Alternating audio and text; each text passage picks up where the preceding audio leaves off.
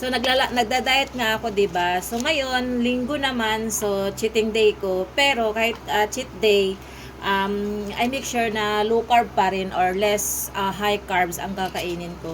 So ang ulam namin is isda, ginataang isda. So masarap siya i-partner sa kanin, no?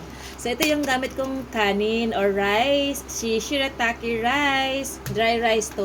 So, madali lang to siyang lutuin. So, no need to cook na kasi talaga siya. Ibabad mo lang siya ng 10 minutes sa mainit na tubig and then ready to eat na to siya. So, less carbs pa din to. FDA approved pa to. So, if interested kayong mag-check out nito, so 1 kilo tong binili ko.